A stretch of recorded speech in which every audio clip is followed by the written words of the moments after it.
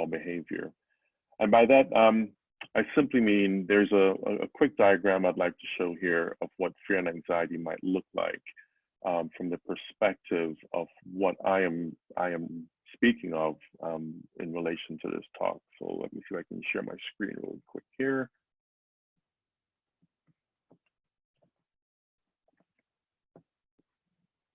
All right, here we go. And for some reason, I can't share my screen with you.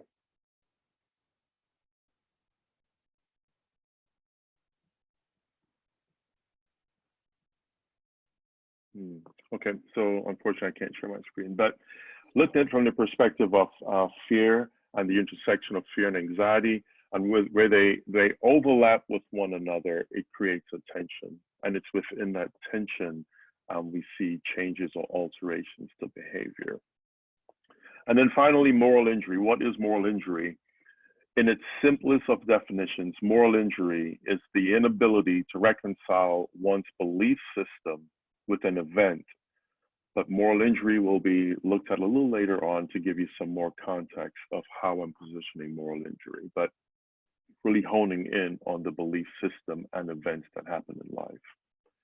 So a few weeks ago, I was honored to be a part of an Instagram live session with approximately 40 teenagers between the ages of 18 and 20. And they had questions and about the difficulty of navigating the current pandemic. It's also important to know that this session took place about 2 weeks after the US government brought our entire society to a grinding halt. During our time together, our graduating senior asked a question, then made a statement that was not only important, but relevant to the times. Her question was, why did this have to happen now? While this may seem like a very self-serving question, and maybe it was, her follow-up statement put everything into perspective for me. Her statement was, I have not stopped to process everything that has happened around me. And right now in this moment, I feel as though I lost a part of my life. That was very daunting for me and very thought-provoking. In that moment, I realized that our teenagers, and I have 2 teenagers, they have not been able to process the losses they are currently experiencing. They are not equipped to cope with loss. It's an assumption that we make that, well, they're going to be okay, things are going to be fine, but we look at it from a very adult perspective and not take into consideration their way of processing this information. So to understand the effects of loss, we must first understand what it means to be attached. Turning to the work of John Bowlby, attachments help provide safety and security in human development. It is a lasting attachment to those who are meaningful and who matter to us that creates the deepest of attachments. So we think of the mother and the child, the father and the child that are connected in a very deep way. But I also think it's important to illuminate the importance of mattering. Notice I use the word who matter to each other, where the 3 main pillars of mattering are importance, dependence, and attention. Importance, dependence, and attention. Am I important to you? Can you depend on me? Do we exchange attention with each other that allows us to grow in relationship? As I thought about her question and statement more, it brought me to the following, especially for our students and teenagers. The classroom and the structure of school for many students is a place of familiarity as well as a place of safety for the most part and security. At school, many milestones are celebrated. In the classrooms, you have birthdays. This is where the first tooth was lost. This is where new pets come online. This is where students get their driver's license. We have weddings. We have bar mitzvahs. We have all these events that happens, and it all comes back to the classroom. But there's also learning and loving, and there are moments that are shared with the anticipation of 9 months of growing together in the US system, and that's where we sort of create our lives. Students become attached to the school calendar because the school calendar is set in stone, and the only thing that will alter that calendar is a snow day, especially in the South. They're also attached to the rhythm of their day. And as they change classes and they linger in hallways and they operate in the chaos of the symphony, but it's their day. It's how they go about their day. And then what about the graduating senior who worked through those years and moments so hard and diligently to get to this rite of passage and preparing for the senior trip and walking across the stage to receive that well-earned diploma, or to get all dressed up in that amazing tux or that gorgeous dress to attend a prom or an event, the thing you've dreamt of for years? What happens when these precious and anticipated moments are taken away within a matter of a day? Okay, well, I'll see you on Monday. Have a great weekend. But Monday never came. How does a teenage mind, one that still does not have the ability to fully engage the prefrontal cortex, process these deep and meaningful losses? As adults, we have different skills and different life experiences, and hopefully it gives us what we need to process life. But as we all know, sometimes those are even difficult to process as we go through life. It's in those moments that we realize that life changes. And it's in those moments that our students, they are trying to process all that's happening around them.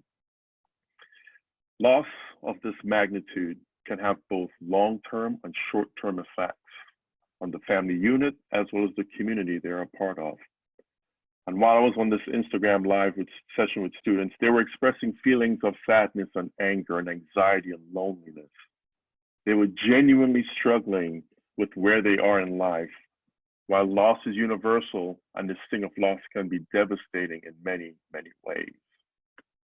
For some teenagers, COVID-19 seems like an endless nightmare that they cannot wake up from. It seems as though the grief of the unfinished school year leaves a void that cannot be filled. This void leaves a vulnerable space for bodily distress and the inability to heal along with the preoccupation of images, thoughts, missed expectations, a grand finale. This can perpetrate the feelings of fear and anxiety and cause them to rise because life is now located around finding a new normal while struggling with the inability to function in something that's not normal. So teenagers, that entire population is one that seemed to have been ignored and sort of pushed to the side as we focused on life, but I think it's one that we need to pay some attention to. But not only are teenagers important, but on another front, one area of deep concern for me, it is the after effects of COVID-19 on our healthcare workers. I recently heard in an interview given by a psychiatrist who stated that many healthcare workers will suffer from PTSD similar to the Vietnam veterans and military personnel post-war or deployment. While I believe that there will be an increase in the number of PTSD cases, I also believe there will be a higher increase in the unseen wounds, the wounds of moral injury. Recently, moral injury has gained some traction in literature and research, but it has not been fully conceptualized, nor is it fully understood. For some researchers and practitioners, moral injury is closely connected to PTSD. And while there may be some overlap between the two, moral injury holds its own structure and is directly connected to a person's belief system. And again, I don't have time to really go into how PTSD and moral injury are connected. So today I'm just offering this definition of moral injury because I think most of us are familiar with PTSD and how PTSD can affect us. So I would like to take up the following working definition of moral injury for this talk. In a condensed manner, moral injury is the inability to reconcile one's own belief with a morally injurious act. I'll say it one more time. Moral injury is the inability to reconcile one's own belief with a morally injurious act. To go just a bit further, moral injury is giving consent to or agreeing to, failing to prevent an immoral act, witnessing or learning about acts that transgress deeply held moral beliefs and personal standards. I know that's a mouthful and I know that's a lot, so I'll give it one more time because I think it's a very important definition to sort of wrap our minds around to understand the depth of moral injury. So it is giving consent to or agreeing to or failing to prevent an immoral act, witnessing or learning about acts that transgress deeply held moral beliefs and personal standards. With this definition in mind, many of our healthcare workers, our technicians, our nurses, doctors, and staff have and are caring for those who are suffering from COVID-19. And due to the current state of the healthcare systems, they are overloaded and they have reduced resources. Many healthcare workers are making decisions that directly affect human life.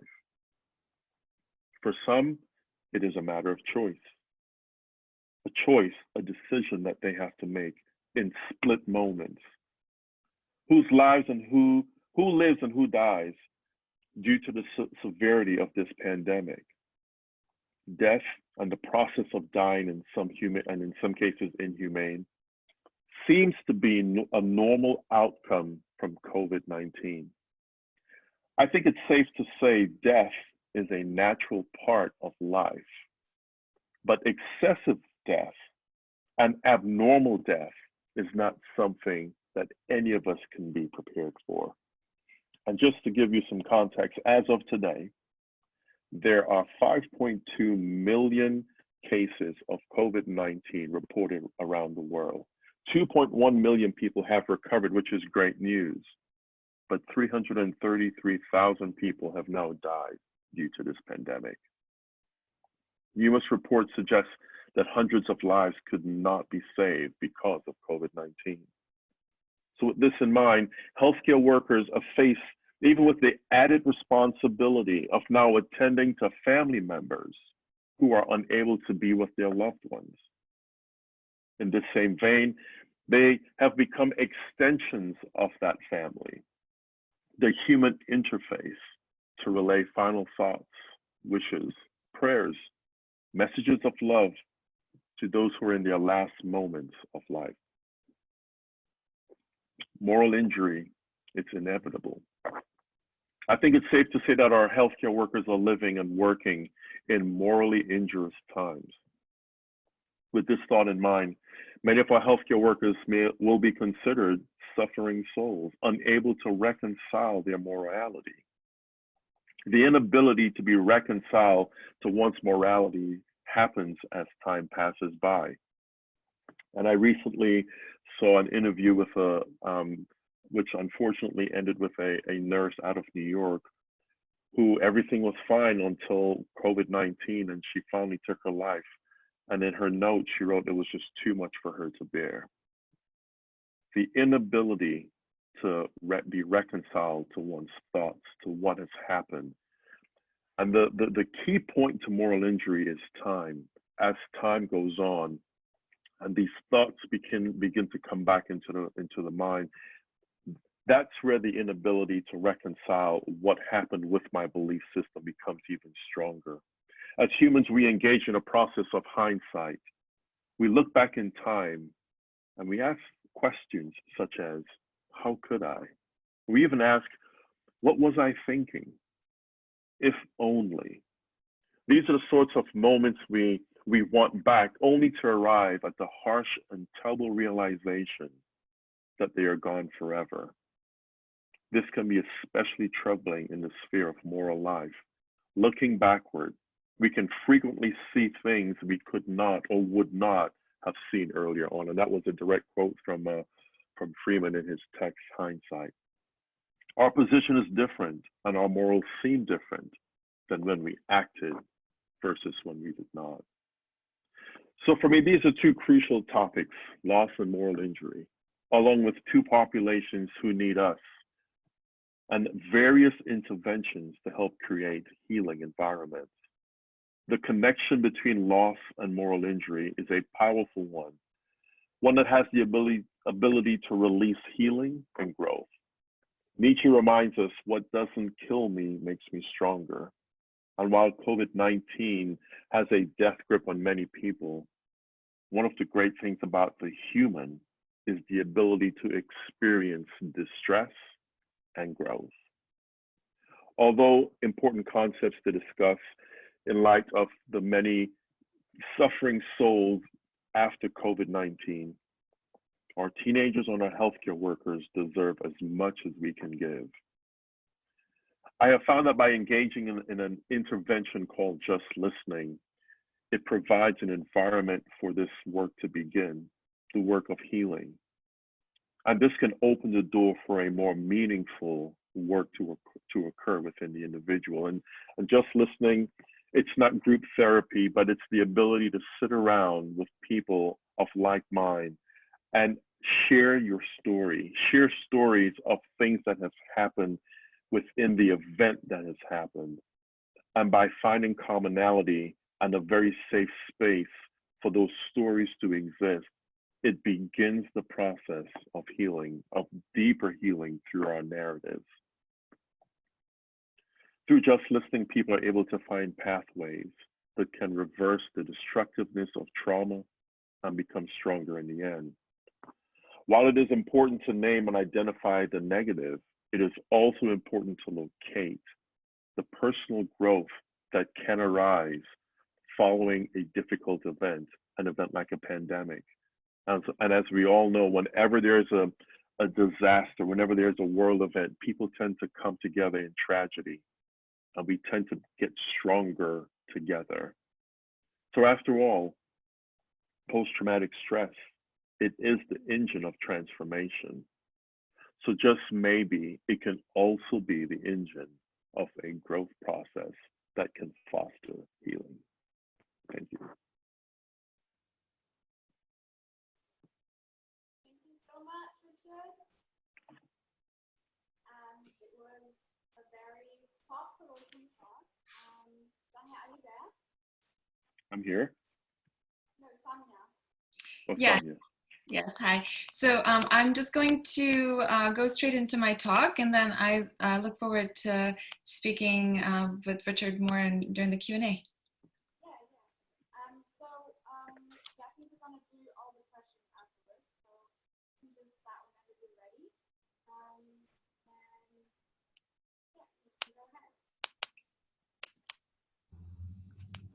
We can't really hear you.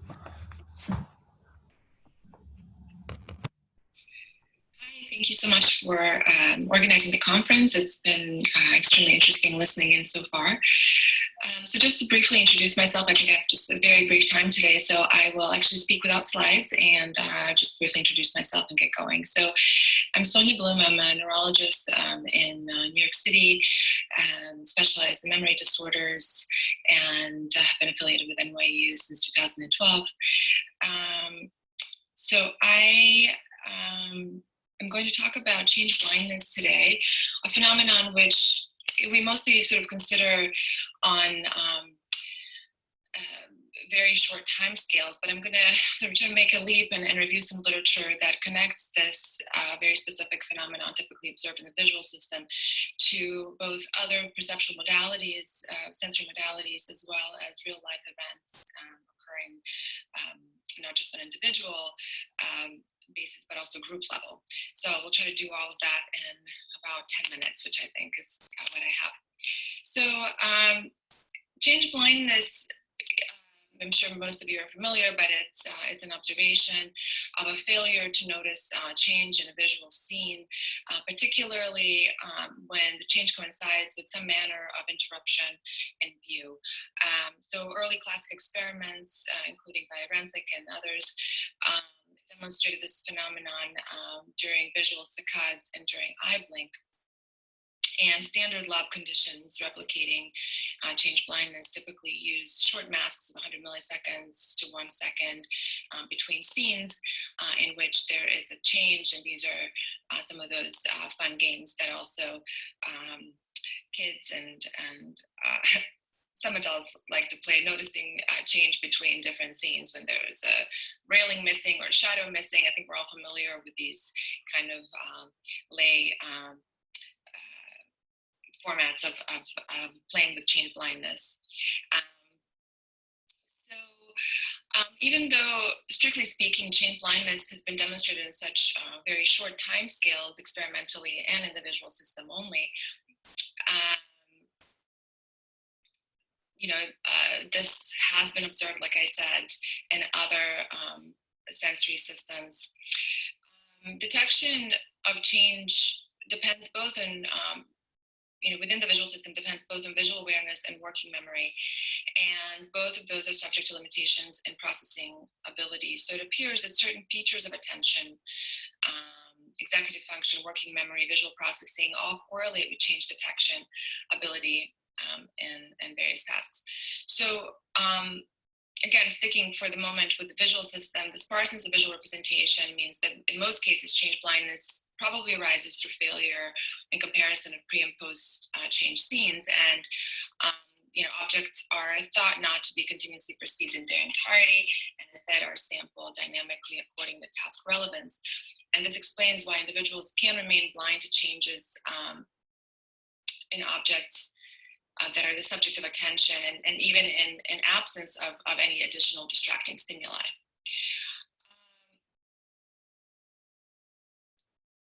So expectations modulate change detection because observers direct more focus on areas of a scene they expect to change.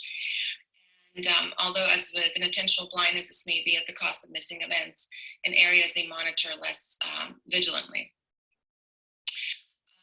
So this is not a phenomenon that's only been observed in the lab. Some classic real-life experiments include the Simons and Levin experiment, in which a conversation partner is changed during an interaction, asking directions in a street, or other sort of partner switch scenarios. And this was subsequently known as the door experiment, and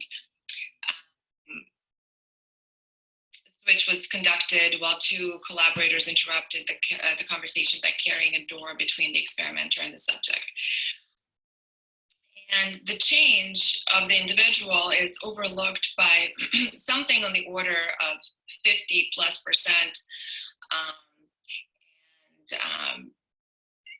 Certain features of the target affected the likelihood that the participant would notice a change.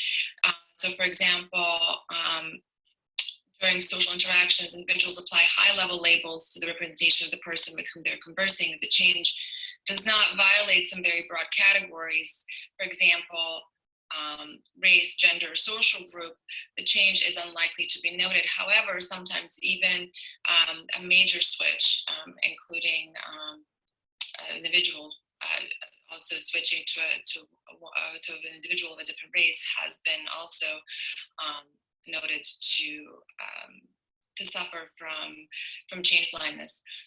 So behavioral continuity may also be relevant to change detection. And few people are really aware of. Few people are aware how limited perceptual abilities are. Maybe in this particular forum with, so many psychologists, there's more awareness of this. But as with inattentional blindness, people really greatly overestimate their ability to detect change between scenes in movies, photographs, and live encounters. Beck, Levin, and Angelone in papers, I think around 2006 and 2007, coined the term change blindness, reporting that 70 to 90% of people believe that they, will detect changes, for example, in a movie sequence correctly. And in fact, none notice it when tested. So as I mentioned at the beginning, inattentional and change detection errors are mostly closely associated with the visual system, but similar phenomena have been noted in other sensory modalities, and including the auditory system, so labeled change deafness, and inattentional deafness, reflecting the change blindness and attentional blindness labels. Inattention phenomena have also been observed in tactile stimuli. Some of the earliest work to consider selective attention, the foundation of inattentional change blindness, was actually conducted using non-visual stimuli. Dichotomous listening tasks were employed in the 1950s and 60s, in which participants were presented with different audio tracks simultaneously in each ear, and participants in these experiments were instructed to follow one stream, ignoring the other. And such studies highlighted that individuals can filter out the unattended voice and fail to notice changes such as speaker or language, although people do remain sensitive to certain cognitively conspicuous prompts, such as their own name in the unattended stream. So shifting gears to consider how this plays out in real-world situation in which, in particular, kind of going towards the group level observations. So, you know, this is most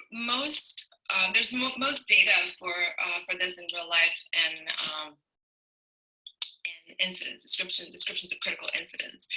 And so in particular, there's one unfortunate aviation incident with the Eastern Airlines Flight 401, which occurred on December 29th, 1972, which is probably a decent example of this, change blindness occurring, I guess, change blindness and inattentional blindness contributing to this accident. So the crash occurred while the entire cockpit crew was preoccupied with a burnt out landing gear indicator light. And they failed to notice that the autopilot had inadvertently been disconnected. As a result, the aircraft gradually lost altitude and crashed. And this was happening over 4 to 5 minutes, apparently, and the flight crew remained completely unaware that the aircraft was descending, despite functional altimeter and auditory alarms.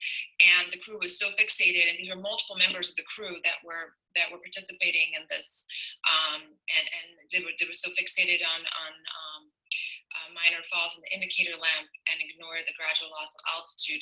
Now, in this particular example, the preoccupation with the indicator lamp, suggests that, inattentional blindness, attention focused on another thing was, obviously also playing a role, but the inability of also multiple members to just notice the descent, the change in the greater surroundings, and certainly both phenomena were likely involved. And that's not a radical leap to suggest that this was contributing to this accident. The various routine tasks on a daily basis can be affected also by change blindness, but the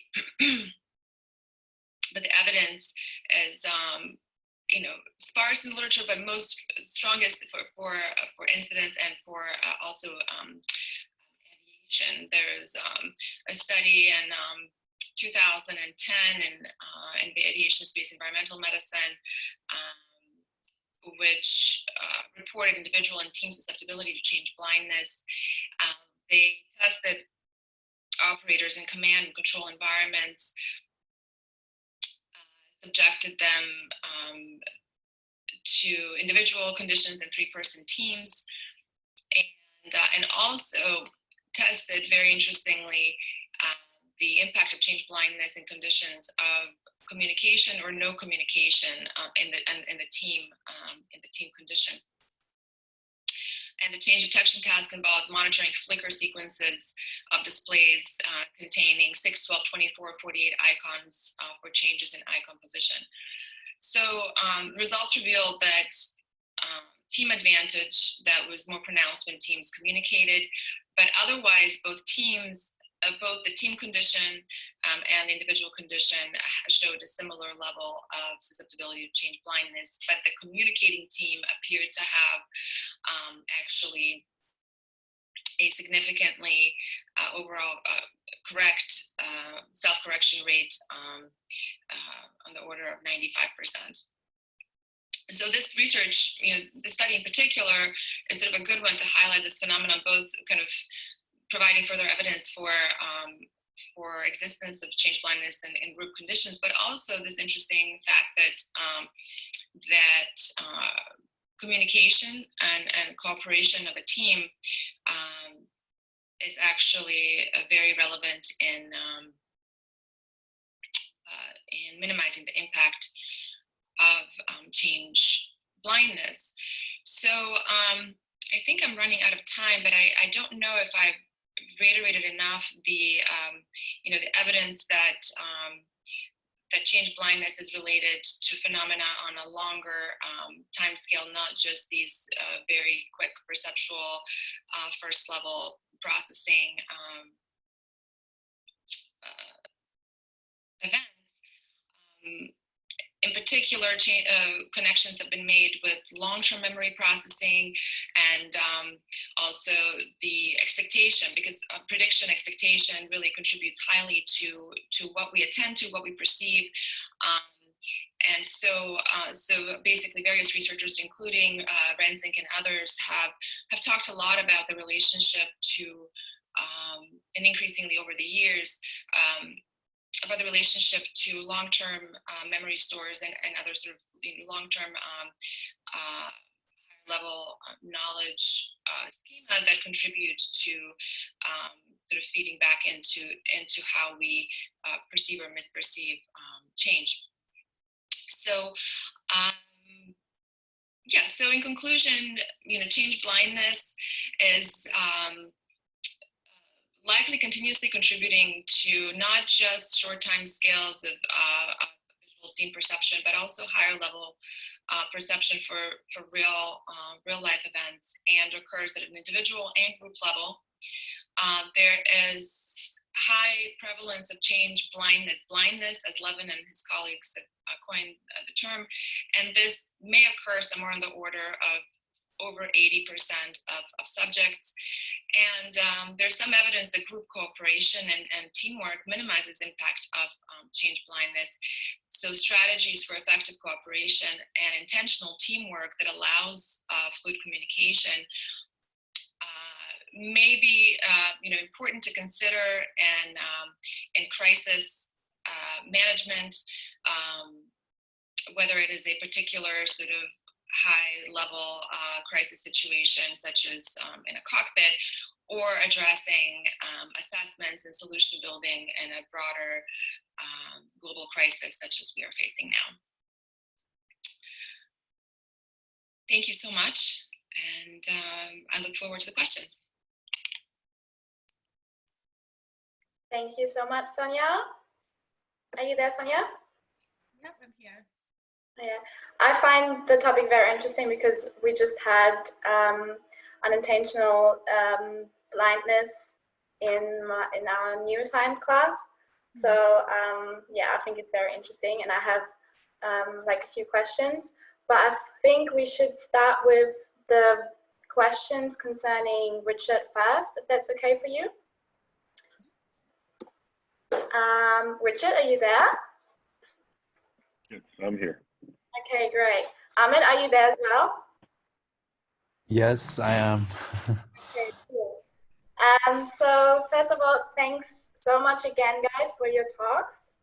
And I'm just going to read out the questions that we have for you, Richard. Okay. It's a pretty long one, but yeah, maybe you can yeah, just have a listen.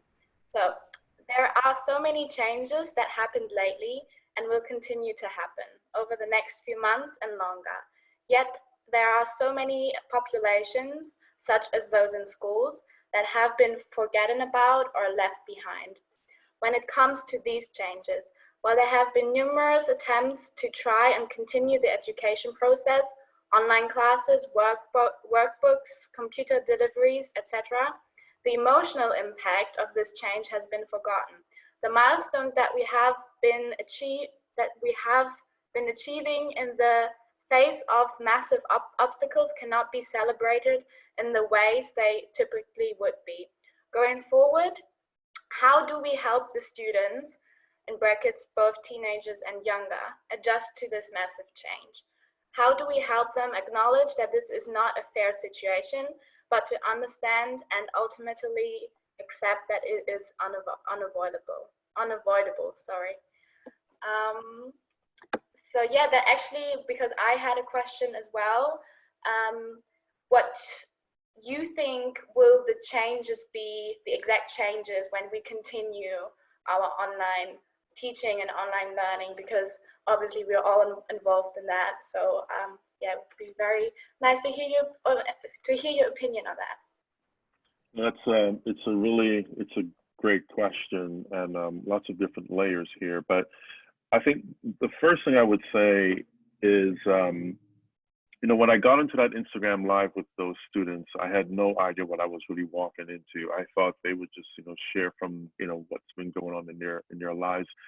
But I found that just giving them that space to be able to share without any judgment, without any criticisms, really without any advice, and just open up that space for them to talk and share with one another. Because when that student said to me, it's only until this moment I began to process it, I realized that they too had been running so hard and so fast, trying to get everything done that was outside of the normal, that they hadn't stopped to just think about it. And giving them the space to think about what has happened was one of the ways to begin to open up this space for them to start to deal with it. So how do we help them acknowledge that? Is to give them the space, but also to validate their feelings, to let them know, yes, it's okay to be sad. It's okay to be upset during this time. And as well as validating and acknowledging those feelings and emotions, it allows them to process them, not necessarily from the way things were, but to find something else that will be a new normal. So I know we've seen, some schools, they've done like the drive-by graduations, or they've done, of course, on Zoom. I think we're all out Zoomed by now, but, they've all done things through Zoom to help try and create that atmosphere. We will never capture what the anticipated event was going to be. We would never capture what it meant to walk across that stage. But it's helping them understand that because times are different, and finding a way, not necessarily to fill the void, but maybe to replace it with something that gives them the ability to hold on to something. I'll give you a classic example. My son, he was looking forward to taking his driving test and getting his driver's license.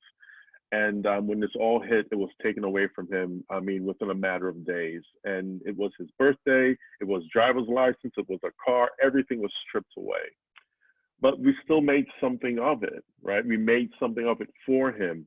We still organized something to let him know that, yes, you're still special. It's still a special day, but because of the times, and we talked about the times, we talked about what the coronavirus 19, what it has done to our entire society, and we allowed him to have a voice. So giving them a voice and a space to talk about this gives them the tools to begin to deal with change, because as we know, change is going to happen. We're not going to stop change. We're not going to stop these world events. But by giving them these ways to start to think and talk and process, it also gives them the tools that they need to handle things later on in life. So that would be my short response to that question. Thank you. We actually have another question. It's interesting and tragic that there can be, and often is, moral injury even when one isn't culpable, when one has done virtually everything one could have, as in the case possibly of the nurse who took her own life. How do you understand this phenomenon? Moral injury, the more I study it and the more I research it, I realize that moral injury, it's this deep-rooted part of who we are. And yes, when we're not even culpable of really understanding the connection between these events and our belief systems. So the more I think about moral injury, I realize that in understanding my belief system and knowing that that belief system in itself has to change as I go through time, and these events that happen can shape my belief system, it's one way for me to process what it means to have that belief system. I cannot ward off moral injury. When these events happen, we are humans. We are going to have a response and a reaction to it. We are going to respond either from the space of what I believe and not willing to let go of what my belief system is, or by the transitioning of that belief system and knowing that my belief system has the ability to grow and to change as I go through time, allows me to better adapt and deal with these difficult situations. So, the question still remains for me, is there something we could have done to save her life or the lives of others? This research has really been rooted in the work of veterans. Is there something we could have done differently that would cut down the number of veterans that commit suicide every day here in the United States? And honestly, I don't know. I don't know if it would make that much of a difference, but I do know by talking about it and by trying to understand what it means to be the suffering soul and to know that in my suffering, there is possibly another way. Maybe we can just save one more life. So it's a phenomenon that's still unfolding and one that I know has lots of years left behind it to really understand it. But it's just taking these moments to talk about it and to share information about it that maybe we can create a change. So for me, that's sort of how I take the phenomena up and sort of put it together with the belief system, the event, and how it affects a person. So I hope I answered that question. Yeah, thank you so much. I find it very interesting, and it's for me like the first time that I hear about the term of moral injury. I was actually reminded of posts that are going viral of nurses taking their masks off after a long day. I don't know if you have seen them. Mm-hmm. And they have like bruises all over their face because the mask is so like pressed against their face. And in Germany right now, we have a lot of people demonstrating against the regulations and against the social distancing. And I saw a post online where a nurse said that she would like to talk to someone who is at those demonstrations and show them her bruises and show them her tears and her exhaustion. And yeah, that's just what came to my mind when I heard about the term of moral injury. And sorry for that noise. Yeah, I find it very, very interesting. We actually have another question for you, Richard. Okay. So we have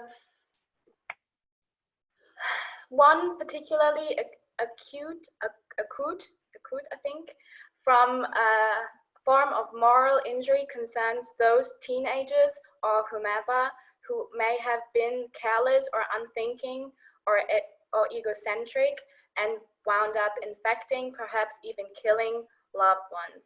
How might one listen to stories like these? That's so that's the other side of moral injury in listening, because with every story I hear and with every event that I'm a part of, it also brings it online for me. So if I'm listening to the story of someone else, so we call it vicarious trauma, right? Where I take on the trauma of someone else or an event that I witnessed. And I think that's one of the things with moral injury. The layers of moral injury are so deep. So how do we take that up? How do we listen to these stories and not be injured? I don't think we cannot be injured by listening to those stories. but there is power in unity, and there's power in the collective.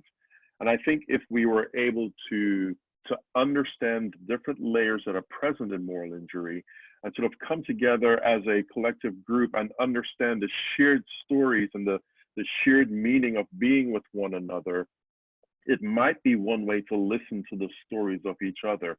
I don't think we can listen to the stories of each other in isolation or individually.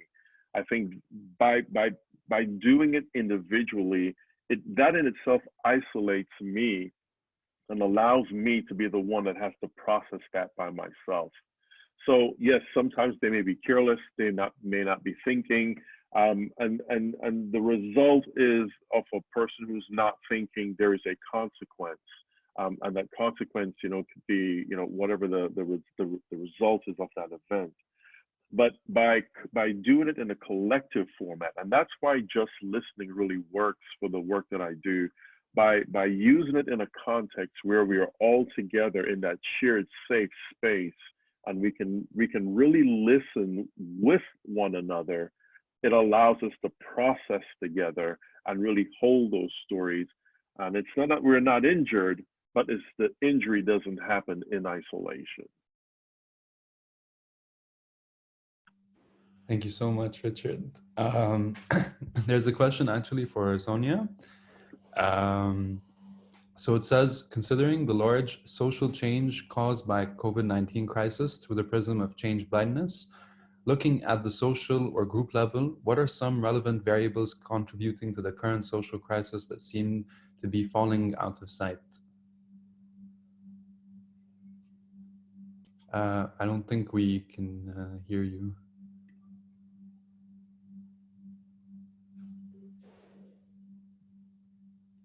Maybe try and switch it on and off again.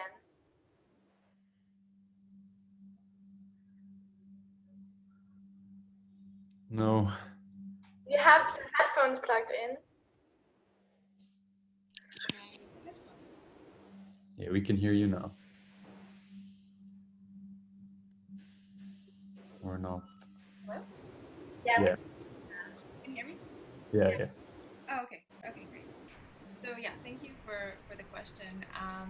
Obviously, this is sort of speculate, but thinking broadly that our perception and susceptibility to perceiving or missing or misdetecting a change in our surrounding is affected to a large degree by what we expect, which is based on assumptions related to being in a relatively, with all the kind of general instability in the world, being in a relatively stable set of expectations. And I think, related to what Richard was also discussing in terms of, students in high school and kind of expecting there are the variables of snow day and, see you on Monday, typically, and so we live in this kind of world of certain set of expectations with relatively minor variability typically. And so now in the situation, with COVID-19, where such dramatic change across society has occurred with shutdowns, fear of death and disease, and just so many variables that I think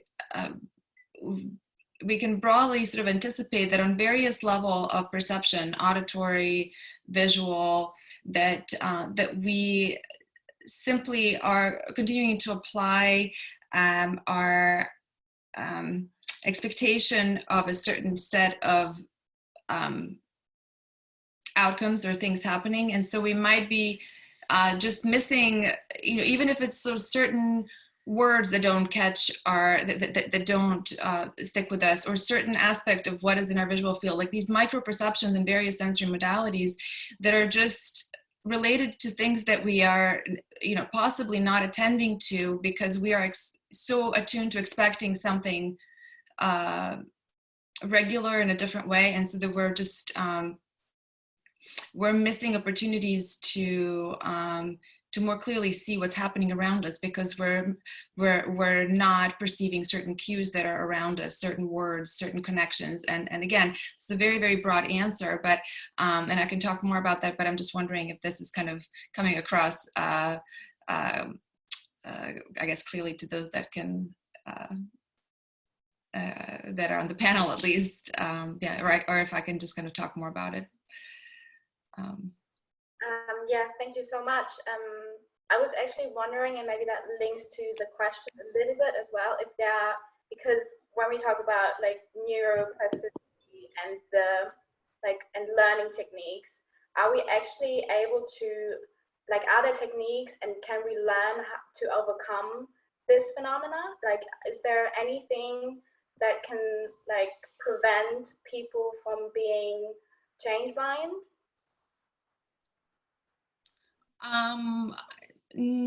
I don't believe, I mean, I think it's just, I think it's a feature of sort of our wiring. I don't think that this is something that can be overcome by training, because it's just, I think that just the nature of our nervous system, a feature of our nervous system. But it appears that, at least due to the, I mean, at least according to the limited data that exists in the literature, limited studies on group level observations, that that we can compensate for it by teamwork with open communication, at least in areas where it really matters.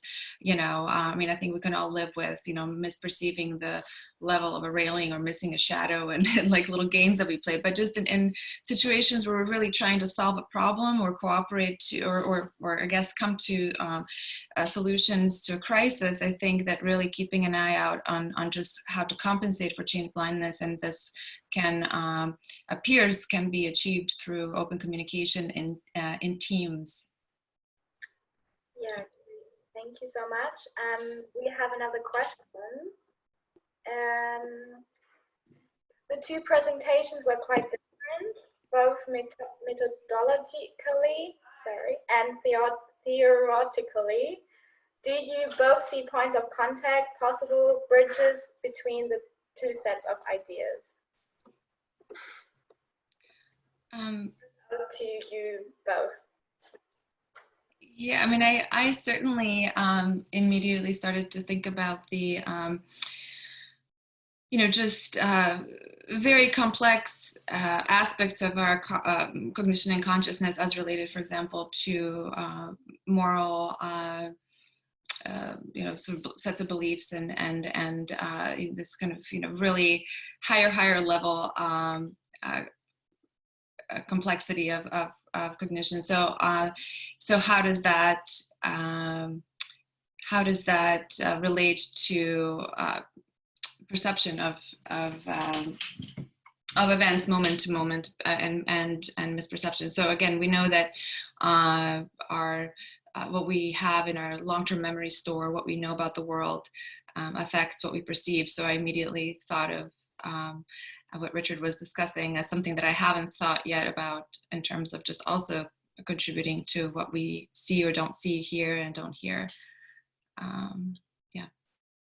And I also, in listening to your talk, Sonja, I realized that with change blindness, you know, sort of like what you said, when we have these perceptions and we have this one way of thinking, it's very difficult to bring another way of thinking online and really see the magnitude of everything that's before us, right? Which is what can create some blindness in some cases. So in the light of like the teenagers, you know, I mean, you work so hard to get to graduation and then it's all taken away. You can't see anything else.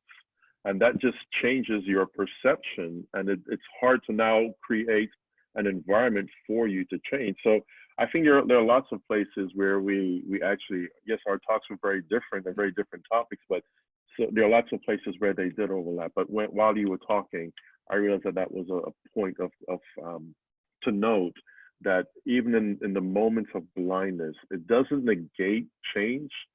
It's having another way of seeing the change that's important. Mm-hmm. Yeah, thank you guys so much. I think we have another question to Sonja. Yeah. maybe you want to. Yeah, I think it was a continuation of your first question. And he says, but isn't our degree or magnitude of attention partly a function of developmental level, culture, and so on? Or is it just right wiring? So I absolutely did not mean to imply that our attentional, the magnitude of attention, how it's stated in the question, is simply strictly wired. What I meant was that change blindness as a neurological phenomenon is something that is a feature of our nervous system across various sensory systems that have been studied, from auditory to visual, tactile, and I think in general, when we think about, for example, anosognosia as a broad term for unawareness of deficit, for example, across neurological disease, there's from Anton's blindness to neglect to various, there's just to unawareness of blind spots that we live with in our just normal vision. So there's a lot of sort of suturing and sewing together of our broader perception that the nervous system does, and change blindness, in my opinion, just sort of fits into this broader spectrum of how our nervous system deals with weaving reality into kind of a seemingly seamless experience that we live within. So I don't really necessarily see that as related to making any kind of assumptions about attention, but rather just, just what I just said, sort of just related to weaving together things that occur around us.